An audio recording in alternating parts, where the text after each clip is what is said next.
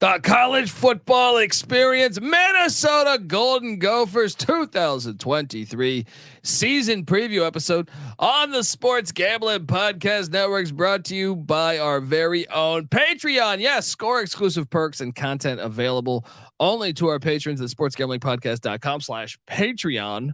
Once again, that's sportsgamblingpodcast.com/Patreon. Remember, as always, folks, to let it ride. Hey, what's up, you degenerate gamblers? This is Bill Burr, and you're listening to SGPN. Let it ride, baby.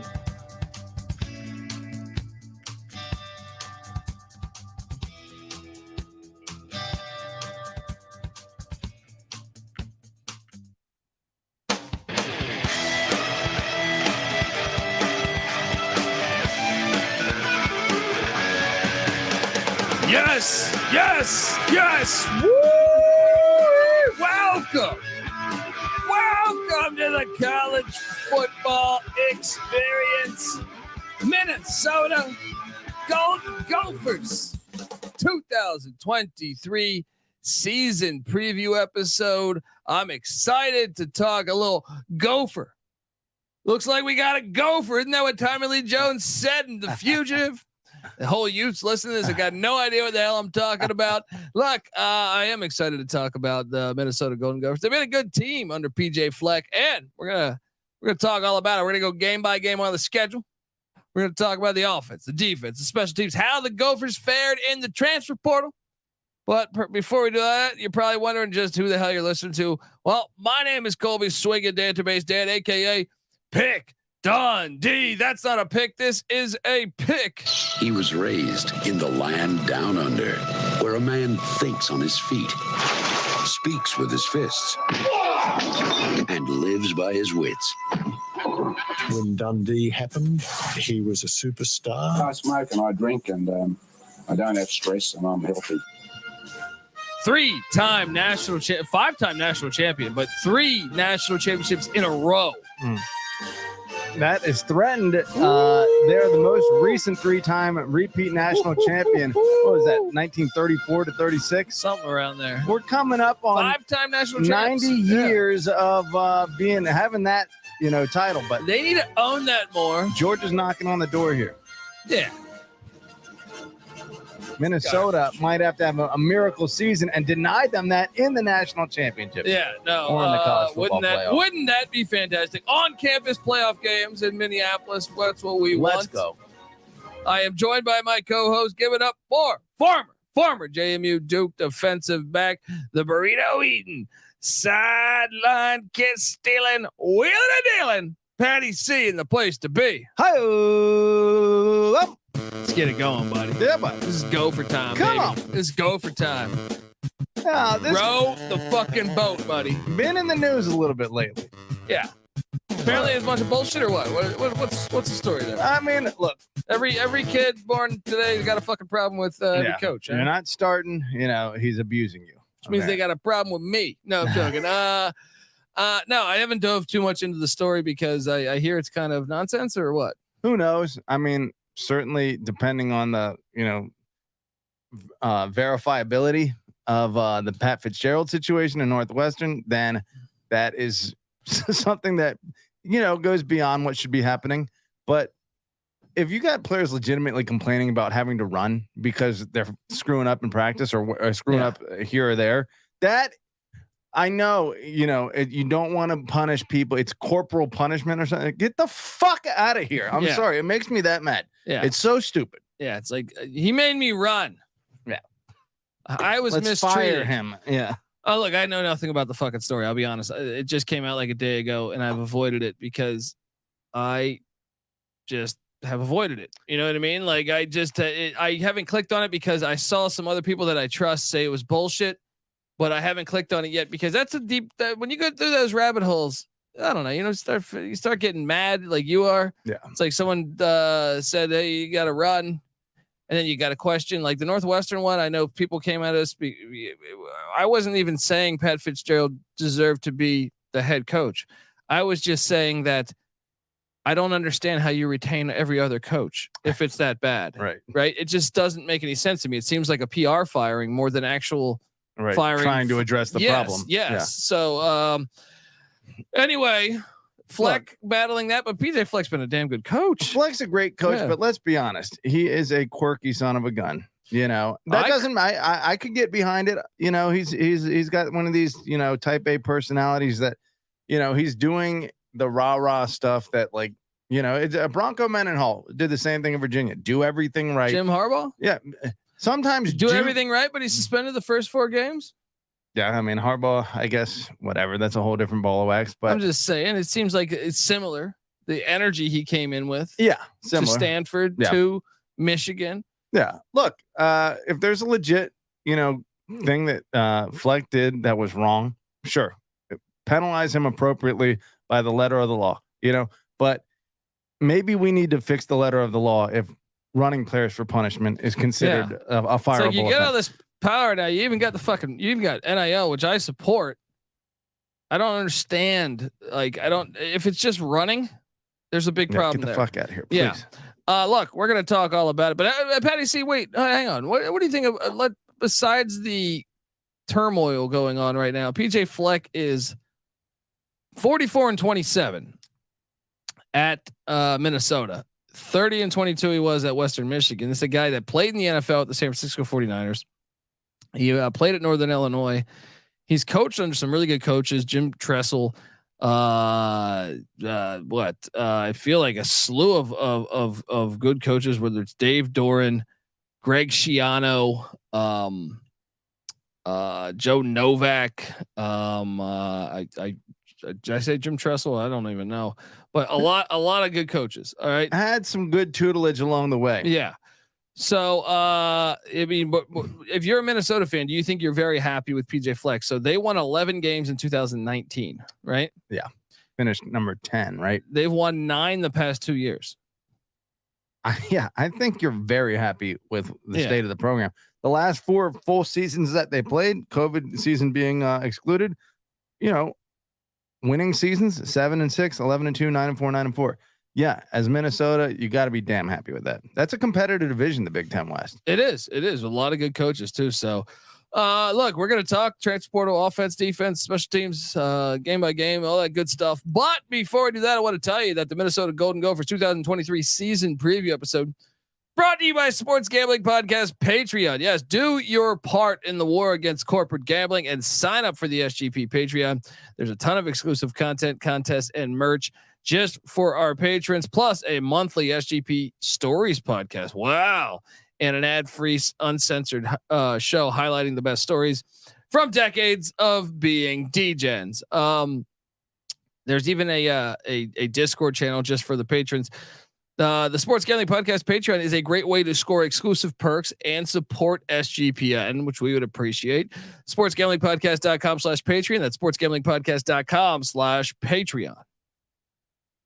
All right, we are back on the College Football Experience. Hopefully you're watching on YouTube, youtube.com/The College Experience, the home for all of our stuff. We also host the College Basketball Experience. So Gopher fans, when the season tips, I'm here every single night. Also the FCS College Football Experience. St. Thomas fans, what are you doing? Check us out. The College Baseball Experience and the Big 12 Experience, all separate feeds that we can have out in the podcast world, any platform, but we come together on one on YouTube, youtube.com/The College Experience. What about, what is it? Minnesota State? Where did Craig T. Nelson coach? Oh, I think it was Craig T. Nelson. If you're a coach fan, come over. Good old Craig T. Nelson. We know they're Minnesota's rival, but I'm waiting for them to jump up to the Start Big that Ten. Football program back up. Definitely. We always encourage every university to start up a big time football even program. fake ones. Yes, even fake ones. What was it? Bishop Sycamore, the fake high school. That's right. Look, if they can do it, they got anyone on can the football field. I watched those games when they were losing 75-0. We had them on here at the studio. You could do it. All right. Football is football. I don't give a shit if you're a school or just faking it. All right. Let's go. All right. Now, Patty C, let's talk about the transfer portal, because such a big factor. When we were doing this 5-6 years ago, wasn't that important, but now, holy shit, it is. Departing from the Gophers in 2023, defensive lineman Jacob Schuster, a 4-star transfer. 4-star transfer who put his name in the portal a week ago. Ouch. That hurts. Cornerback Miles Fleming heads out to the Ohio Bobcats. Quarterback Jacob Newth heads over to Kansas State with Chris Kleiman. Wide receiver Dylan Wright to the TCU Horned Frogs with Sonny Dykes. Defensive lineman Trill Carter to the Texas Longhorns. Tough loss there. Great name. Running back Trey Potts to Penn State. Wide receiver Mike Brown Stevens to USF South Florida with Alex Galesh. Linebacker Donald Willis heading to Western Michigan. PJ Fleck's old stomping grounds. Hurts a little bit. Yeah. Cornerback Beanie Bishop to West Virginia. Wide receiver Ike White to the Charlotte 49ers. Defensive lineman Lorenza Surgers, I'm sorry, portal. Long snapper Austin Sullivan, portal. Linebacker Braylon Oliver to the Georgia Tech Yellow Jackets. Safety Michael Dixon to the Rutgers Scarlet Knights. None of these guys are killing you. I mean, they all had, okay statistical production. Dixon, number 11 on the team in tackles. That's a loss. Safety Jalen Glaze to Florida A&M. Defensive lineman Gage Keys to the Kansas Jayhawks. Defensive end Austin Booker to the Kansas Jayhawks. Safety Stephen Ortiz to Don Brown and UMass. Offensive tackle 4-star transfer get here. Cameron Jones to Jackson State. Dion's gone, but Jackson State's still doing it. And I believe that is everybody they lost. Now I hope that trend continues a little bit. I hope the HBCU thing doesn't completely die out. Of course. Yeah. I mean, a couple defensive backs that were contributors, and mild production from a lot of the other guys. So depth wise, I think they got hurt there in the portal, but didn't lose any huge names. It doesn't seem like. Check out what they got. They got safety Craig McDonald coming in from Auburn, where previously he was a starter at Iowa State. So bouncing all around. That's a nice get. They got. Was that the stud that Iowa State? Wasn't he like? No, that wasn't the stud. The stud went to Ole Miss. Oh, Ole Miss. That's right. But McDonald was very good. I mean, safety Rowan Zolman from Miami, Ohio, coming into Minnesota Golden Gophers. Cornerback Tyler Bride from Georgia Southern. They beat James Madison. Heading over to Minnesota. They got torched by us too, so maybe not that good of a pickup. Safety Jack Henderson. All right, coming into Minnesota. He's coming over from Southeast Louisiana. They were an FCS playoff team a year ago. Kicker David Kemp from the Memphis Tigers coming into Minnesota. If there's close games, you never know. Yeah, they needed. It's going to be a kicker competition this year, a little bit. So there you go. We'll see. Defensive end Chris Collins coming in from North Carolina. Guess what? They're on the schedule this year. He's going to get a chance to play some revenge against Mac Brown. This is a huge one here. Wide receiver Elijah Spencer from Charlotte. This guy was a fucking stud at Charlotte. So getting him from the Charlotte 49ers with their Biff Poggi year one. So at mass exodus, as you see with so many head coaches now. But yeah, Spencer's a big get for Minnesota. Yeah. What do you have? 57 catches for 943 yards, 9 touchdowns last year. Yeah. Previous season, 28 catches, 381. So that's production. Yeah. Cornerback Trayvon Jones coming in from Elon. They were an FCS playoff team, Patty C. Nice. Running back Sean Tyler. This one's a sneaky good get from Western Michigan, where he was 1,000-yard back for a couple of years. Yeah. I mean, he's been doing it for a long time. 400 yards all the way back, almost 400 yards back in 2019. So that's like almost like a 4-year contributor, 2-year stud. And then wide receiver Corey Crooms, who is a beast wide receiver on that same Western Michigan team. He comes in. This guy will put up some big numbers at Western Michigan. I think they're excited about adding him to some depth for the Minnesota Golden Gophers. Also good for 57 catches, 814 yards. Yeah. Previous season, 44 catches, 70-68. That's 2 good wide receivers you're bringing in, and a damn good running back. And they return another one, linebacker Ryan Seelig. That's the final one. That's another Western Michigan Bronco. Still got those ties over there, apparently. Still got those ties.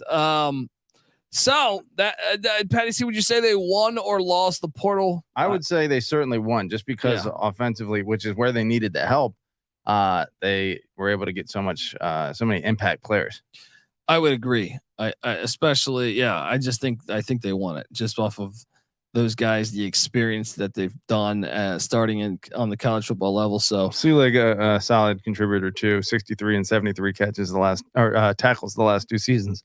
So yeah, you gotta plug him in. You gotta like that. So they got a new offensive coordinator, Patty C. Yes, it's Greg Harbaugh, but it's not Harbaugh. It's Harbaugh, but it's spelled Harbaugh. It is.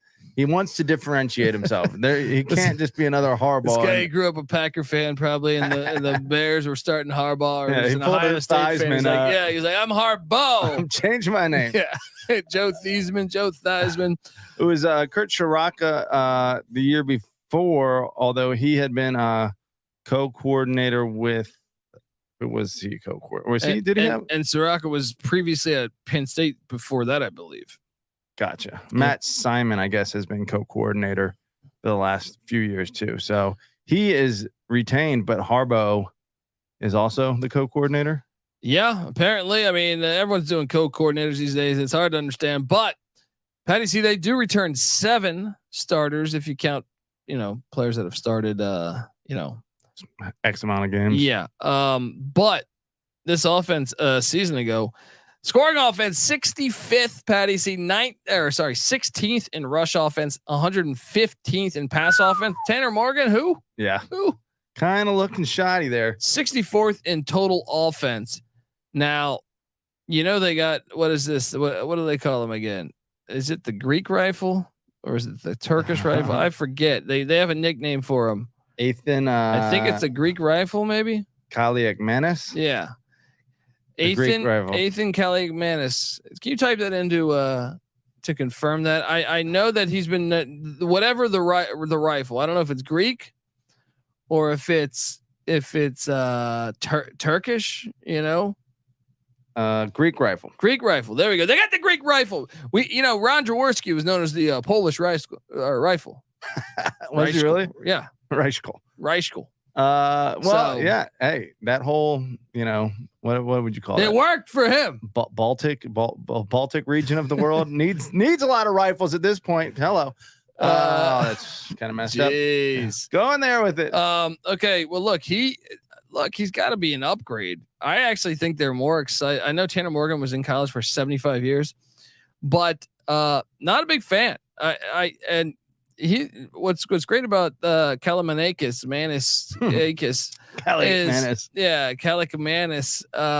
is he's dual threat, and I think that adds an option. Tanner Morgan, kind of a lawn chair. So they have Sean Tyler at the running back spot. So when you factor that in, and also Kaliakmanis as Cole Kramer as the backup quarterback, I don't think there's any relation to Tommy Kramer, but I'm hoping so.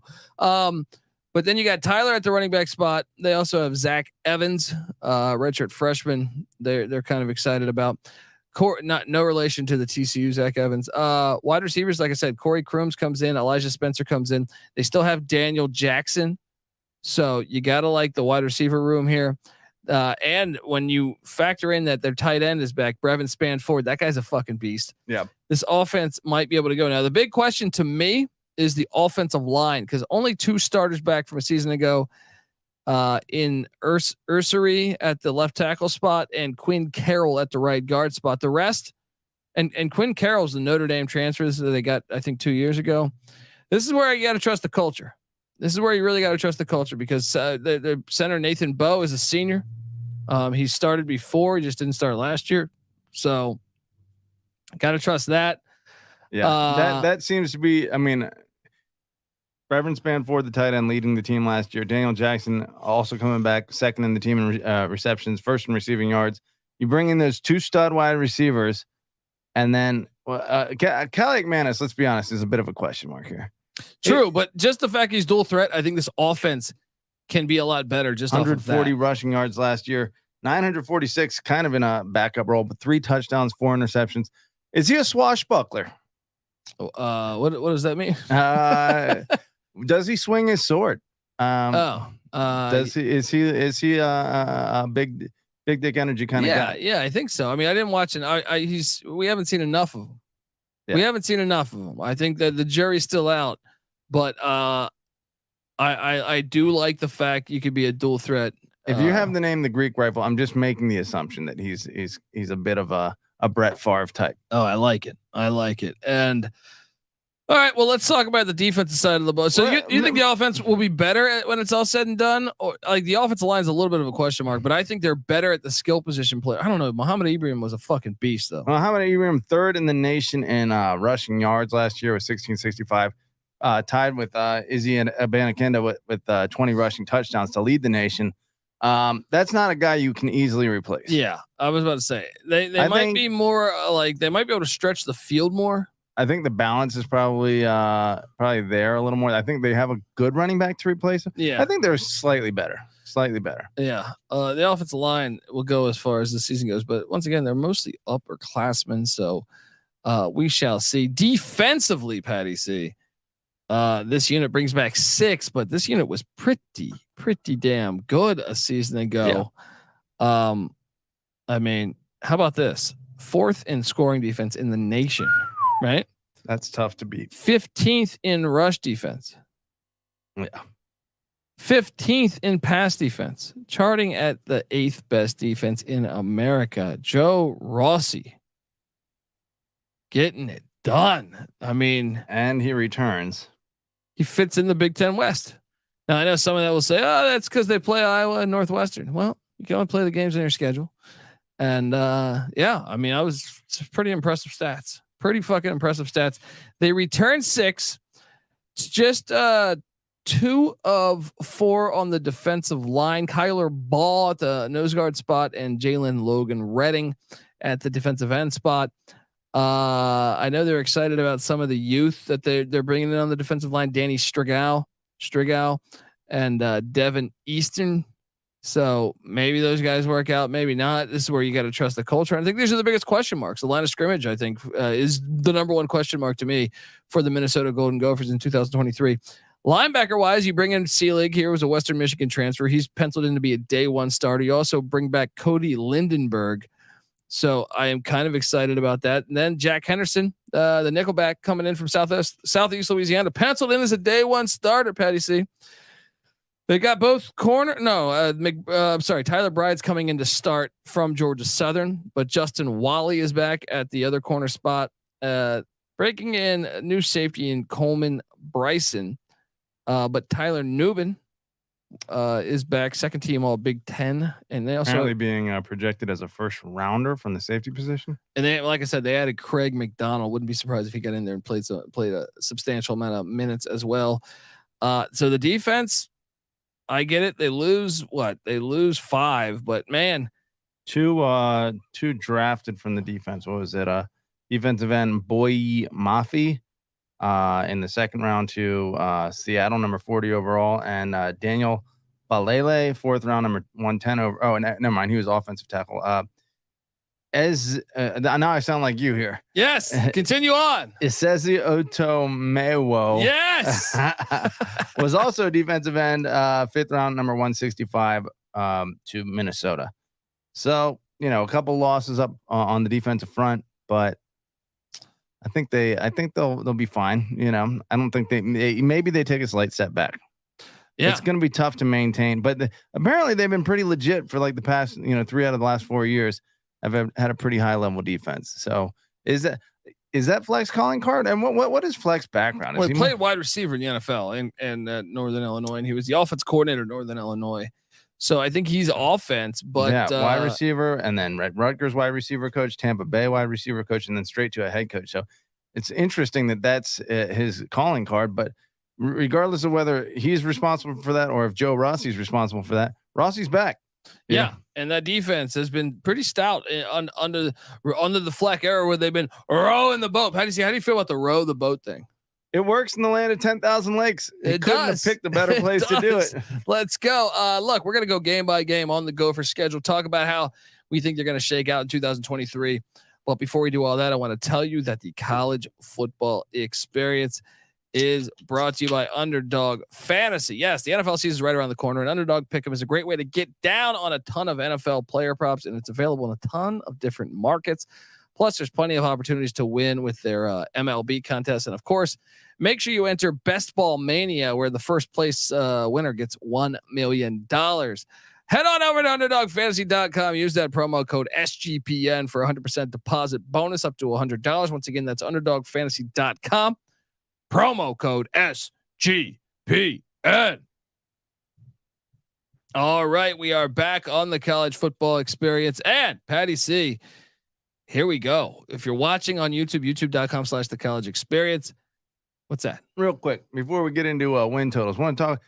Not a lot to talk about here. Conference composite last year was number 11 within the conference, number 50 overall in the country, which says that there's a lot of talented teams in the Big Ten, according to 24/7.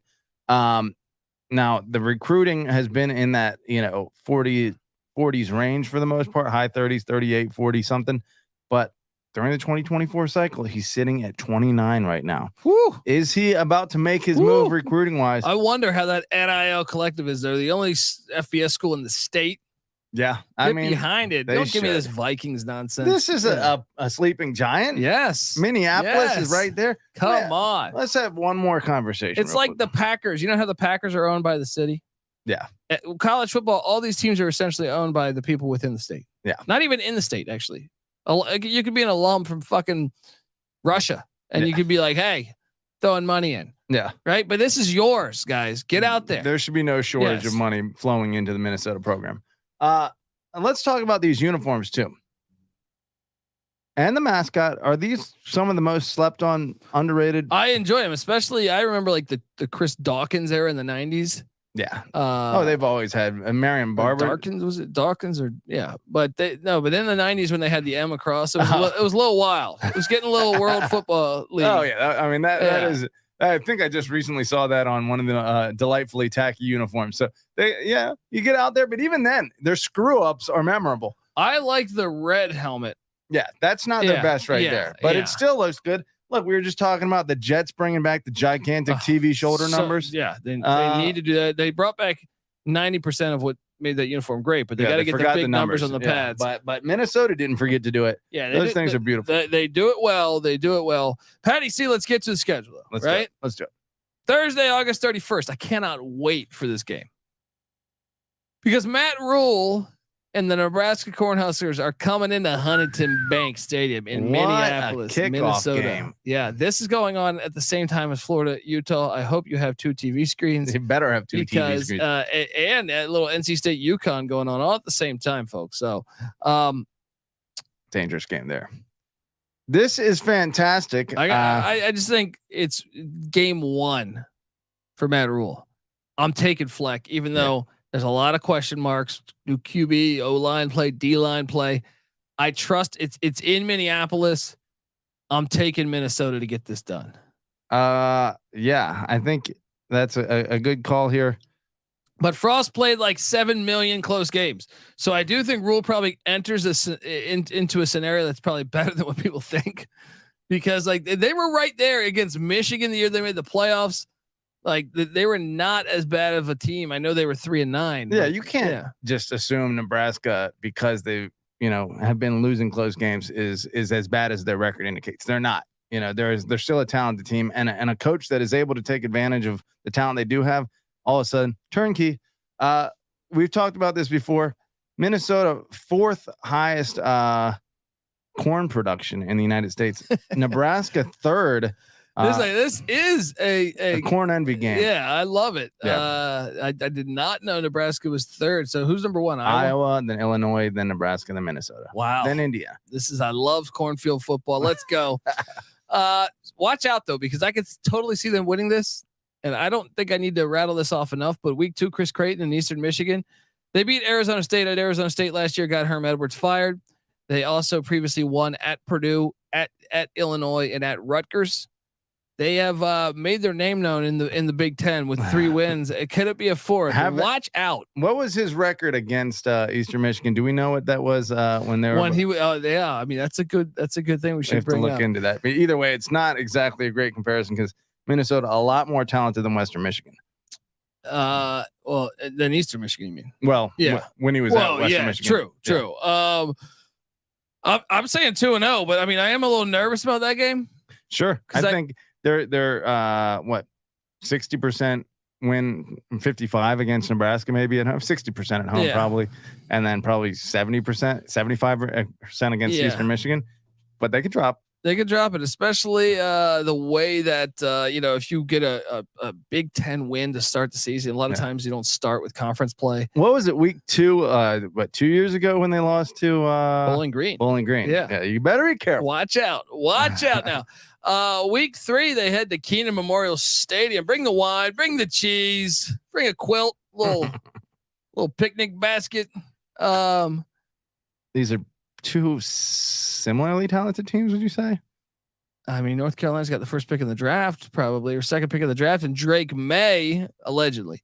Well, according to 24/7, North Carolina number 16 in the national talent composite, like I mentioned before, Minnesota number 50. So maybe a bigger talent gap than we're thinking here. Do you know who I have winning this game? I got the Gophers. You got the Gophers winning this? They're too physical for North Carolina, man. They may be. The road trip. Cha stuff ain't gonna work. All right. The road trip to Chapel Hill has me giving this one to the Tar Heels. Didn't you take Minnesota on the ACC show? I think I gave them. I think I just gave them a 2-2 record in that stretch. So yeah, I got them 3-0, and now they head back-to-back away. What a break for them! As now they take on Northwestern without Pat Fitzgerald, and who knows who the hell is transferring out of there. That is a dumpster fire. Patty, see, I got them 4-0. You don't think between Nebraska, Eastern Michigan, at North Carolina, and at Northwestern, there's a loss in there? I mean, I favor Minnesota to win in all of those. All right. Now, could I see any? I don't think it's Northwestern. Northwestern, I think is probably on auto fade right now. Yeah. I think Nebraska. You get a brand new coach. I actually think it's going to be Eastern Michigan or North Carolina that gets them. Yeah, I would think it's North Carolina. Like I said. 3-1, but they're not physical, man. And Minnesota is. That's true. It's true. You know what I mean? Like that. It's North Carolina. Minnesota was the better team last year. Yeah, you know? That's what I'm saying. I feel like I would lay like 10 with Minnesota last year. Oh, last year. Yeah. Last year, not this year. Yeah. This year, I would say Minnesota -3. Minnesota -3. Yeah. We shall see, good sir. I got them 3-1. Now they take on another Sun Belt Bowl team, the Louisiana Raging Cajuns, and Michael Desimaro. They'll get the better of them. 5-0. Yeah. PJ built him a statue. And now comes the big one. Can you imagine if they're 5-0, Patty C? With Jim Harbaugh suspended for the first 4 games, then he comes back to go to Lincoln, Nebraska, and on the second end of the back-to-back away, they have to go to Huntington Bank Stadium. Now you kind of wish it was colder, but Michigan's used to cold weather too. So yeah, not gonna fade. This could be the one. Yeah, I mean, maybe you get one of these balmy, early October nights in Minneapolis. I don't know if those exist, but and the crowd is lit. They're fired up. Who knows though? Will they screw Minnesota out of a prime time big noon kickoff? Yeah, this should be prime where time, college football game day is at. But give me Michigan to win this. You? Yeah. So that puts me at 5-1. You're at 4-2.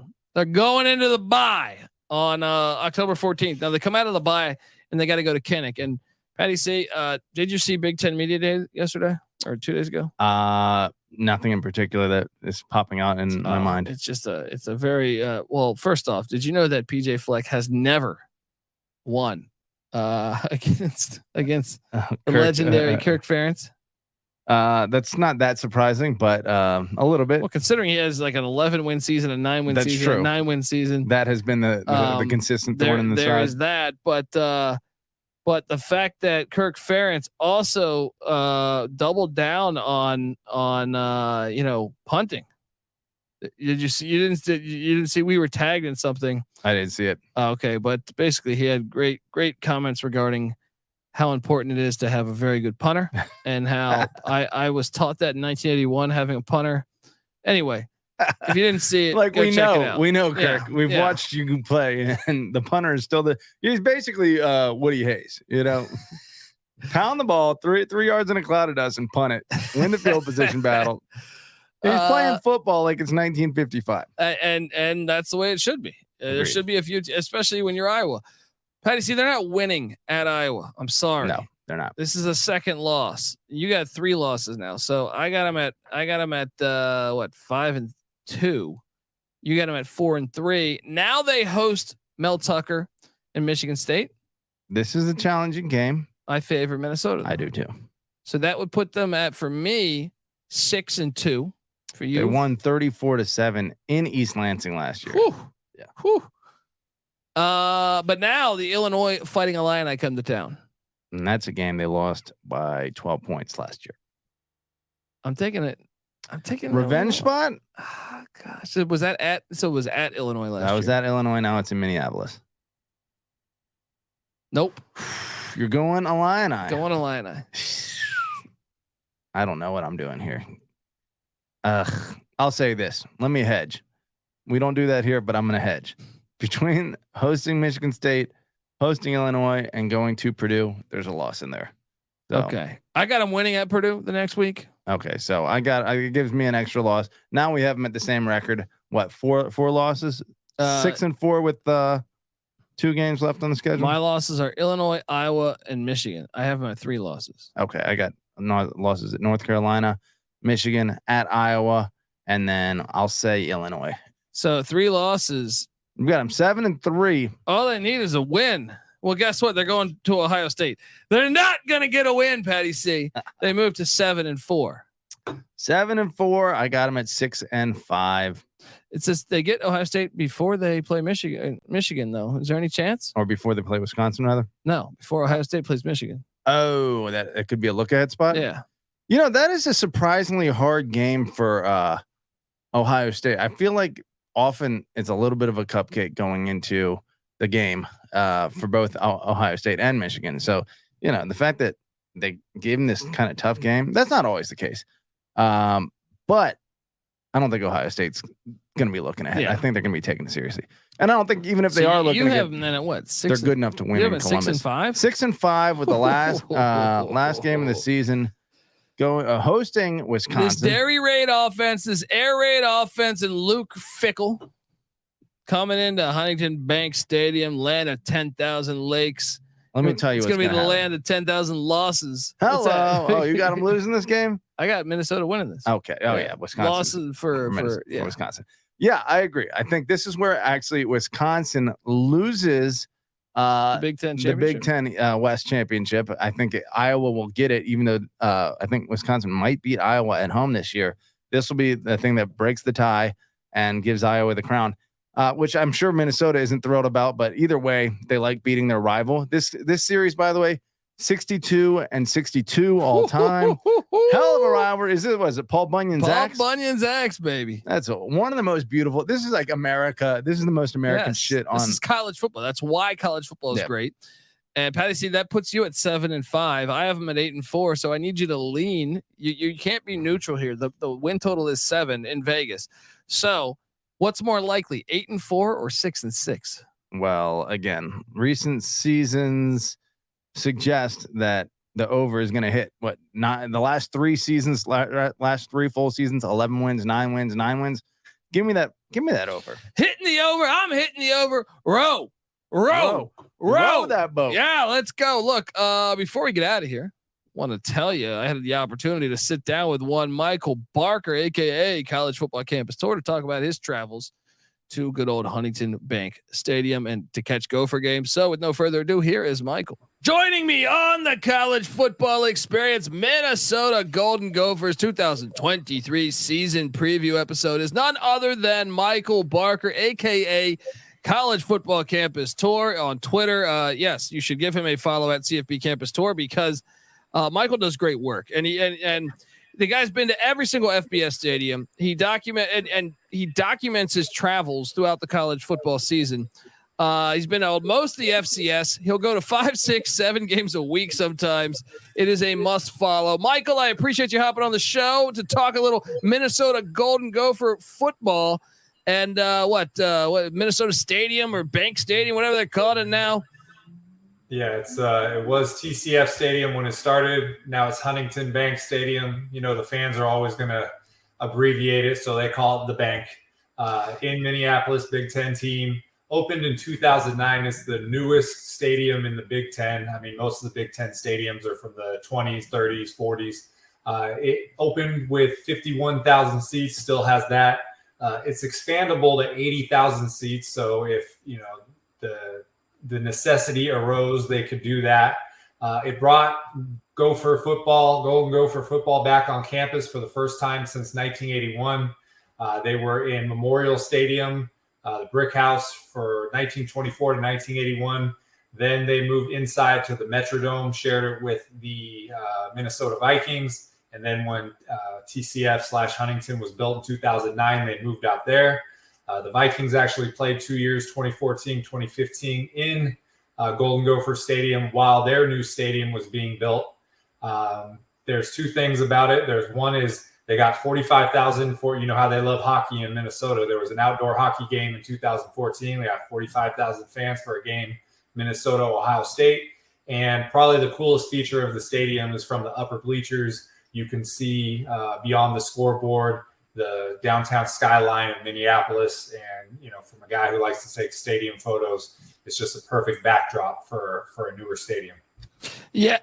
This is one. Sorry, excuse me. This is one where I feel like I would love to see Memorial Stadium, aka the Brick House, you know, preserved. But at the same time, when I started getting into college football, they were playing at the Metrodome, and they, to me, were just a sleepy team. Watching a game at the Metrodome, to me, is boring.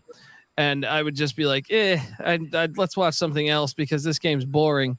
So I'm glad to see them go to this stadium. Love the fact it's outdoors. I think that's playing to your advantage. I would lobby for Syracuse to do the same, because once Syracuse made that transition, it seems like they haven't been winning as much. And since Minnesota's made this transition, they've been a lot better of a football team. Now, I don't know if you chalk that up to the move outdoors, or PJ Fleck, Jerry Kill, whatever it is, they've been winning more.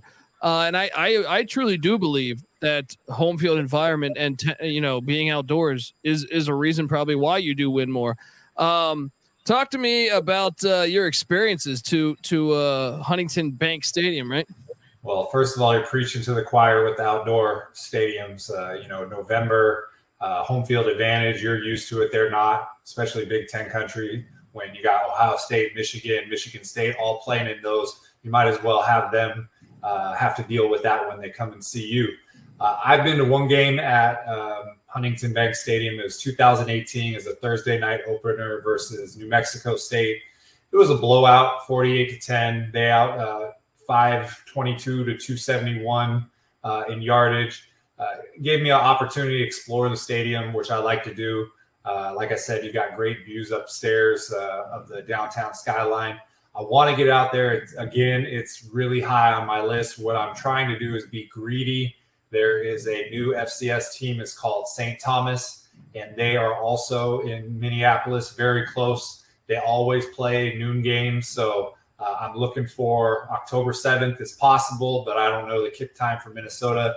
But in a dream world, October 7th is St. Thomas at noon, Minnesota at 5, and knock them both out. So I'm looking for a chance to get back to the bank.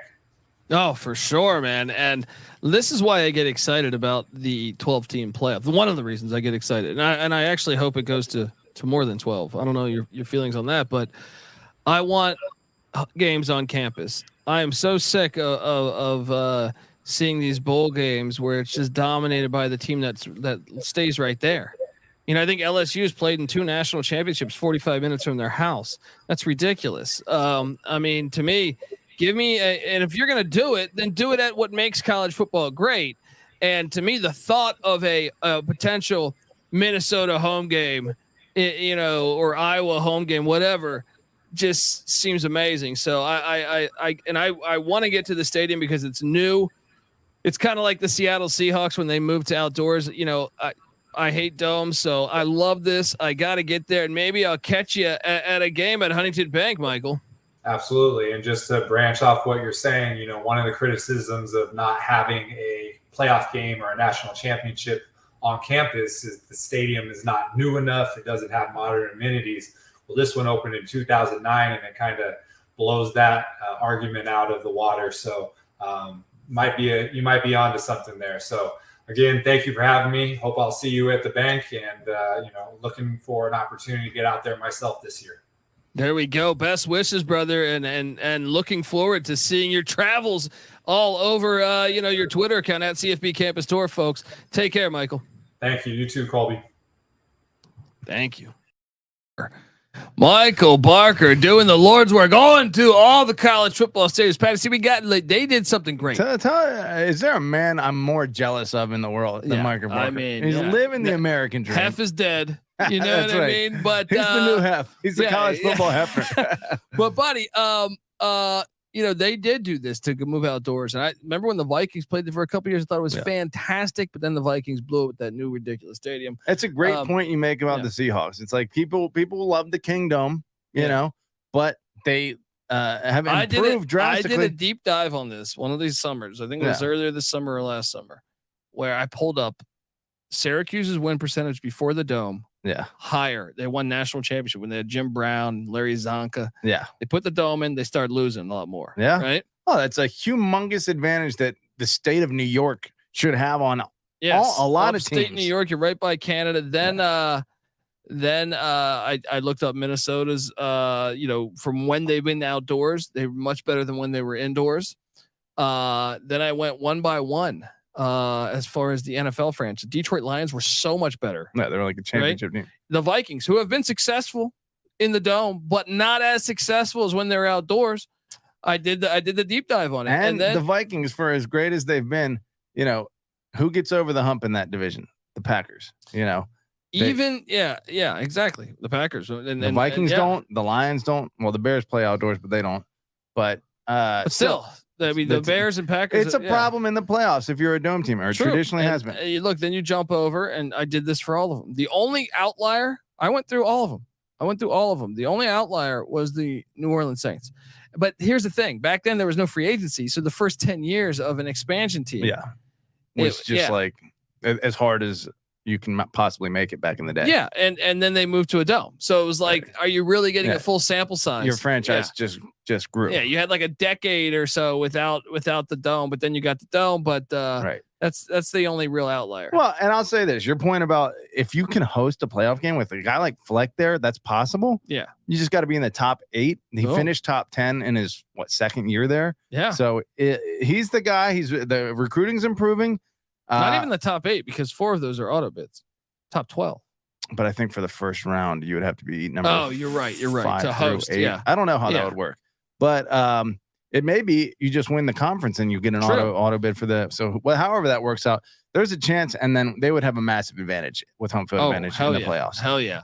Push them into the semifinals or quarterfinals, whatever it be. This stadium does have a phenomenal view of the downtown from one of the corners of the field. They did a great job of pointing the open end zone that doesn't have a second deck. It's 3 sides with 2 decks and then one where it's kind of just the lower bowl.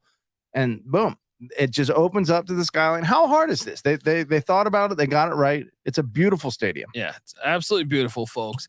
And you know what else is beautiful? Making cash on the over, because I'm on the over. Patty C's on the over. Subscribe to the College Football Experience. We are on Twitter. First off, give us a follow on Twitter at TCE on SGPN. I'm on Twitter at TheColbyD. Patty C's on Twitter at PattyC831. Look and subscribe, as I alluded to. We're on YouTube, youtube.com/the College Experience. And that is the hub for all of our stuff. College Football Experience, FCS College Football Experience, Big 12 Experience, College Basketball Experience, the College Baseball Experience. We're all there. Check it all out. We're here year-round talking college football. So check us out on the College Football Experience. Check out the Sports Gambling Podcast. We got Phil Steele coming on also to talk college football next week. So by the time you're listening to this, make sure you go check out our yearly sit down with Phil. He's been on the show a bunch of times. Great guy. Some other great guests planned as well. So check it out. Get the SGPN app. It's free to download in the App Store and Google Play Store. Also, come chat in the Discord. Minnesota fans, what are you doing? It doesn't matter. It doesn't matter if you're a Twins fan, if you're a Vikings fan, if you're a St. Thomas fan, if you're a Gopher fan, if you're a Timberwolves fan, it doesn't matter. Hop on in. All right. It's like a house party of DGens in there. So sportsgamblingpodcast.com/Discord. Hop on in there. Check it out. You'll dig it. All right, folks, rowing the boat out of here. All right. This is the college football experience, Minnesota Golden Gopher style. You better start thinking about yours. And we out of here. Run and shoot. We can really run and shoot. And the whole team's looking and the whole world's looking with the gamblers. Run and shoot. We can really run and shoot.